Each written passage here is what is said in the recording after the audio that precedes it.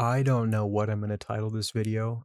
If you clicked on this video or you fell asleep and YouTube autoplayed it for you, you see the title, you see the name of the video. But as of recording this, I'm not sure what I'm going to name it. As of now, and this will more than likely be the title, I'm going to name it something along the lines of like Ford SUVs, Chevy SUVs, maybe just American SUVs, but that's kind of broad. Maybe American SUVs. That's kind of like a good that's like a good far reaching net. That's a far casting net, whatever the term is. Now, regardless of what I name this, the concept is what I just mentioned, like Ford SUVs, Chevy SUVs, Cadillac, American SUVs. Oh my God. Oh my God. I don't think in the history of the world there has been a shittier development in an industry before.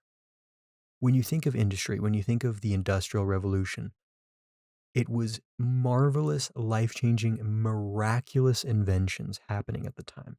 And every single year, the technology and the equipment got better. Okay? Stuff that had to be done by hand within a couple days.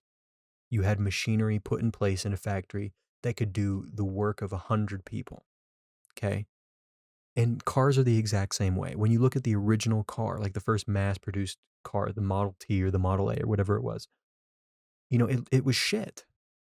It was shit. Okay. Yes, it was better than a horse. Yes, it was better than anything else at the time. But compared to modern standards, it's shit. But when you look at cars from like the 90s, like let's take like SUVs, like I said, for example, you look at like SUVs from the 90s, trucks from the 90s, compared to today, yes, you could argue that the ones from today look better. I would disagree with you. But have they really gotten much better? And this isn't like a whole like, oh, they're unreliable kind of thing. It's just style. Cars used to have style. You know, every single car brand was completely different from the next.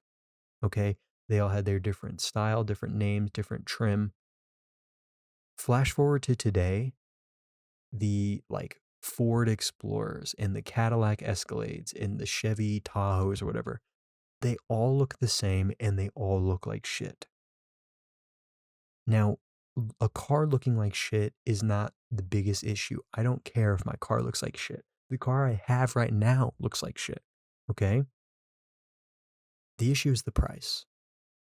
These SUVs are now like $100,000 for like the top trim. They start at like $60,000 to $70,000. Okay, guys, quick PSA. SUVs are not trucks, meaning they have big engines, but I wouldn't necessarily say that they're designed to have that big of an engine into that, not small of a frame, but smaller than a truck per se. But it's not just that. It's all of the tech. It's all of the issues that they have, the style points, the everything's electronic, the giant screens.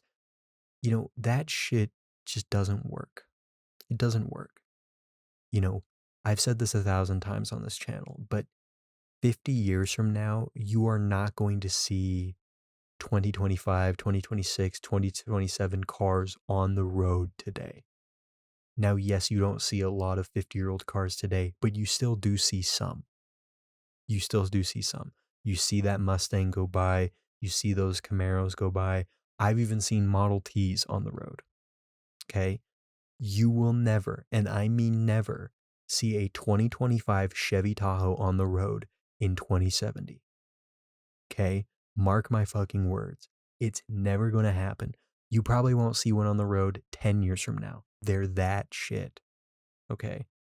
And for the price that they're charging, you should get a car for a lifetime. Meaning $100,000 should buy you a car for a lifetime. When that car breaks down, you get a new one. You should get three. You should get three Chevy Tahoes for the price that they're charging for one now. It is completely ridiculous. American SUV makers, like the American manufacturers, have lost their minds. Okay? These cars are made for moms going to soccer practice. Okay? When you're going to soccer practice, you're not closing deals on Wall Street. No one has $100,000 to just drop on a car that will last 5 years. Okay? It's predatory and it's terrible. They look like shit. If they looked nice, I wouldn't be making this episode. But not only do they look identical to another, but each one is shittier than the last. And they have new problems every single year. Every single year they come out with a new car.